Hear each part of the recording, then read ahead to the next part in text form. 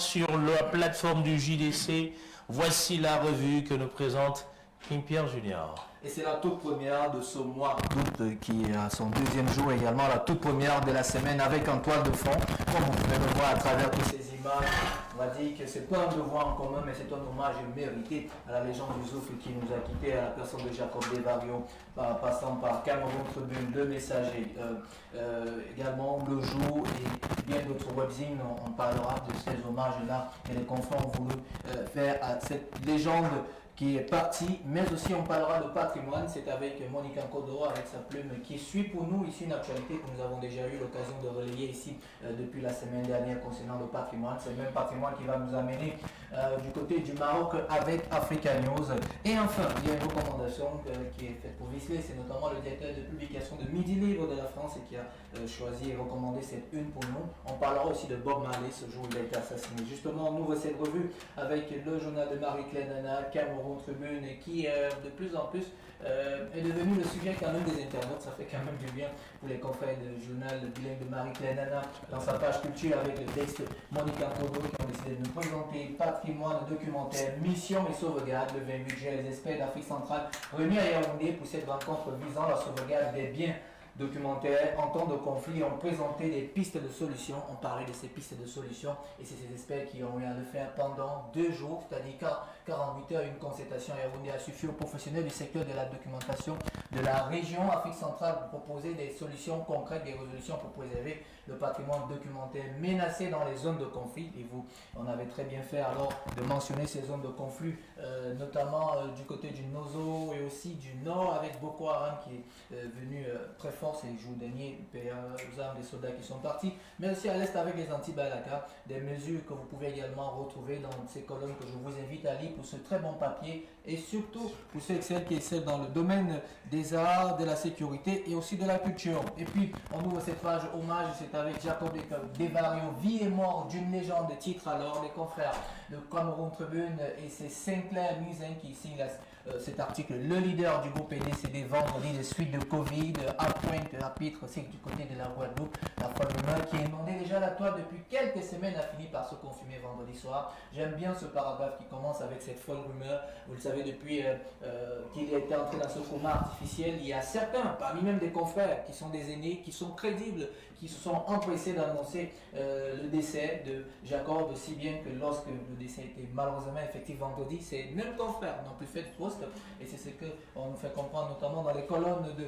Cameroun Tribune que je vous invite à lire, mais on vous retrace alors non seulement la biographie de Kassav et aussi ceux qui sont à la tête de ce groupe mythique, et puis il y a Pierre-Édouard Dissumus dont on vous parlait aussi également, tout ce qui concerne le groupe et ces images-là, même si pour la plupart des confrères, tous ont mentionné cette barbe grise qui était devenue carrément son style. Et aussi, depuis un bon bout qu'il a subi cette opération, il ne mettait plus des salopettes. C'est le constat que certains confrères ont eu à faire. Je vous invite à lire ce papier dans les colonnes de Cameroun Tribune qu'on va quitter pour poursuivre ces hommages. Et c'est avec le messager et c'est le Dex Culture lui-même, le rédacteur en chef, qui s'est mis pour cet honneur. Christian Chami qui reprend certainement ses propos. Zola, c'est médicaments, je n'ai jamais réussi à prononcer ça, célèbre guitariste guadeloupéen, cofondateur du groupe Kassav, monument aux Antilles qui a connu un énorme succès dans les années 80. Il est décédé le 30 juillet dernier à Pointe-à-Pitre des suites de Covid-19. L'intégralité de l'article également à retrouver si on va en deuxième page de ce que nous propose le messager. Il y a quand même quelques extraits que j'ai pris pour vous qui sont des extraits pour moi qui comptent, où on vous parle de la légende et certainement aussi ce que j'ai souligné pour vous, vraiment ces propos de la journaliste Christine Kelly qui s'est exprimée sur son compte Twitter et qui donnait alors les raisons pour lesquelles, parce que vous savez, depuis son décès, ça allait dans tous les sens dans la toile et j'ai souligné ça pour vous, qui parlait ici. Jacob Desvarieux a eu ces 3 vaccins. Quand on est greffé et transplanté, on prend un traitement à vie, une immunosuppresseur qui empêche le système immunitaire de réagir et détruire le vaccin. Jacob en a fait 3 ou 4 Et voilà, en espérant pouvoir vivre, ce n'est pas le cas. Je vous invite non seulement à lire cette partie explicative, même si les internautes ne trouvent pas qu'elle a sa place, mais c'est ce qu'il faut comprendre à travers notre personne. Et puis ici, on vous parle alors de son dernier spectacle au Cameroun. C'était au mois de novembre 2020. C'était à l'initiative de la rencontre du réseau des journalistes culturels du Cameroun. C'est avec ces propos que Christian Tchami a commencé son article, un article qui revient alors sur le déroulé de ce concert dont notre confrère Samuel Ngudom avait eu l'opportunité de présenter. Et puis on parle de littérature, toujours dans le quotidien messager, c'est avec notamment Laetitia Yinda Bayengelengon. Denda, je crois que c'est une bassa, ça fera du bien à Jolie. Mon livre est un appel à l'espoir. Et puis de l'autre côté, Amage, j'ai agrandi ça pour vous ici. Amage, on présente alors qui elle est, entrepreneur, écrivaine, camerounaise. Elle fait partie de la diaspora africaine positive. Ils ont très bien fait de mettre ce mot en gras, diaspora africaine positive, et qui fait des choses pour le progrès du continent noir. Sa deuxième publication veut aussi un récit autobiographique où quelque part elle parle de sa vie, mais elle parle ici également d'espoir pour ceux et celles qui sont à la recherche de cet espoir et qui croient encore. Dans les colonnes du quotidien Le Messager, vous aurez également des éléments de réponse et qui, pourquoi pas, vont vous amener dans les librairies pour acquérir l'ouvrage. Et puis on avance notamment dans cette revue et c'est avec Le Jour, maître du zouk, sa révérence, une signature de Elsa Kane d'Ex Culture qui vous présente en grande image la photo de Jacob qu'elle a vu à réduit extrait, et j'ai bien aimé cette partie où elle vous présente alors le pont qu'il y a entre l'Afrique et les Antilles, le Cameroun, les relations qu'il avait, parce que certains se sont posé la question pourquoi tant d'hommages à un artiste qui n'avait pas d'origine camerounaise, mais vous allez donc savoir dans les parties qui vont suivre. Et c'est avec cette première partie, je crois que dans cette partie, Charlie qui célèbre son anniversaire va se retrouver. Zougla, ses médicaments, quand on était tout petit, pour certains, certains ne prononçaient pas ainsi. Tout le monde disait souvent combien coûte un demi-kilo de riz. Voilà comment la chanson est devenue populaire et ça allait dans tous les 10 provinces à l'époque, aujourd'hui les régions. J'ai bien aimé cet angle-là que Elsa Kane a eu à le soulever ici. C'est certainement avec ces témoignages et aussi également des souvenirs que vous pouvez retrouver dans cette page.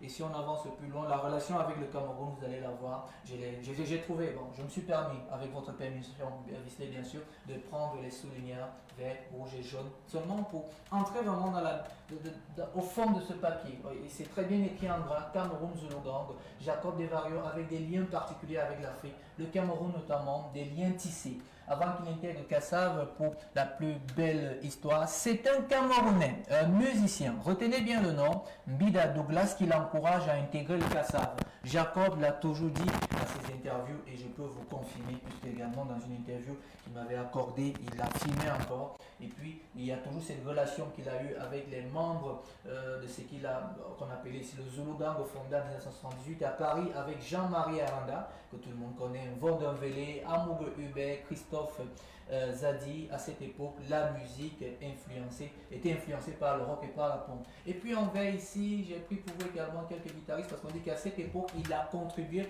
à l'essor du Makossa, cela tombe bien, et surtout de la Siko. Je crois que Paul gagnerait à avoir cette information.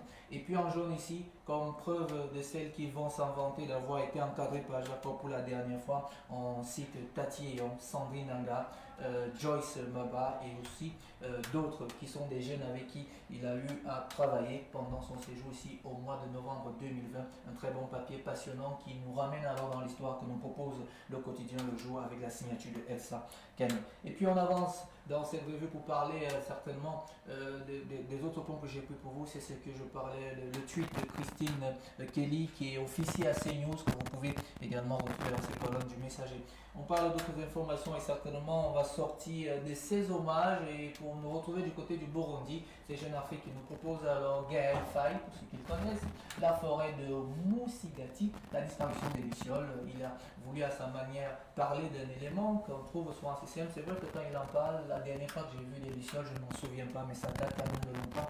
Mais lui, il parle de ces lucioles qu'il a transposées avec l'histoire en parlant de ces génocides et des Tutsis et au Rwanda en 1994, un papier qui vous renvoie dans l'histoire et que nous propose alors Jeune Afrique. Et c'est d'ailleurs ces confrères qui m'ont fait parvenir. Et puis, parlant de Jeune Afrique pour Africa News, je parlais de cette archéologie, une découverte archéologique qui réécrit l'histoire, une trouvaille inédite pour les archéologues marocains dans le cadre du programme Préhistoire Casablanca. Ils ont découvert Le 28 juillet dernier, le site le plus ancien de fabrication de haches datant de l'âge de la pierre en Afrique du Nord. Et on parle alors pratiquement que ça date de 1,3 million d'années. Un réel rebond de chronologique pour les archéologues qui estimaient le début de la culture associée à un ancêtre humain, l'Homo erectus, environ 7000 ans dans la sous-région. Et parmi les équipes qui ont découvert ça, il y a un Camerounais. Vous pouvez d'ailleurs voir ce tweet que les confrères d'Africa News ont voulu nous présenter. On va quitter le secteur de l'archéologie pour parler d'autres activités.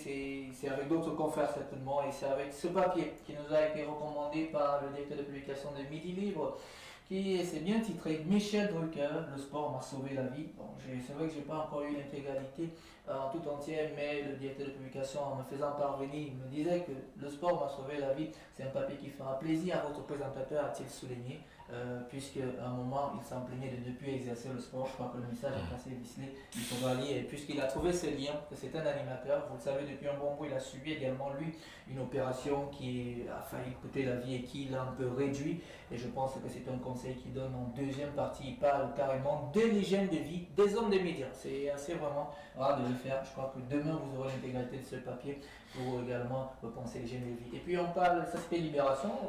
Libération, c'était juste à côté de la grande série de l'été 15 et 37. C'est jusqu'à 37 articles qui vont tourner tout autour. Ah, là, je vous recommande vraiment ce papier.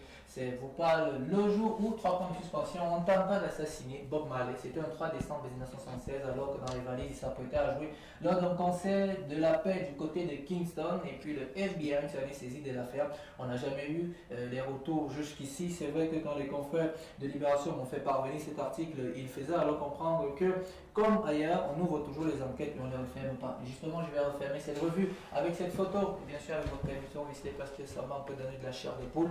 Vous avez là Christian Chami, il est le rédacteur en chef du Messager. Vous avez le responsable du Bucaro sans publicité aucune, Jocelyne Labé, qui faisait partie du groupe Cassa, et vous avez Jocelyne Berrois. Jocelyne Berrois, pardon, pas Labé, c'est que le zouk a également arrivé un peu dans mon cerveau. Et on va revenir sur la photo. On va revenir, on sait que Service ne se sent pas bien, je ne sais pas pourquoi, il va aller aux toilettes certainement. Et puis vous avez Jacob Desvarieux de Regretter Mémoire, et Laurentine Assiga, qui est par ailleurs présidente fondatrice du réseau des journalistes et culturels du Cameroun. Et puis il y a moi là, c'est vrai que j'étais tout noir, ça faisait à peine un mois que j'avais enterré mon père et j'avais eu l'occasion dans l'interview qu'il m'avait accordé de poser cette question, parce que le papa me disait, si le jour où vous allez rencontrer le Cassa, posez-lui la question sur le secret d'un groupe, et il parla alors du dialogue, de la durabilité, de l'honnêteté, et j'ai quand même ça en souvenir. Vous dites qu'on pense également avec une pensée pieuse pour ce grand homme qui m'a appris au moins une chose, les grands artistes sont très humbles. Une pensée également à Arsène qui nous a quittés. Je serais ravi de vous retrouver pour une autre revue, ce sera la troisième, ce sera la deuxième, mais oui, troisième, parce que ce sera le 3 août, et certainement avec d'autres infos. Et comme le réalisateur le disait déjà, pourquoi tant de journaux ont écrit sur Jacob? Certainement parce que c'était une légende, c'est un monument, et ça va se faire jusqu'à cette août. Vous connaissez déjà la formule, abonnez-vous au kiosque et kiosque car les journalistes vifs de la ZEC.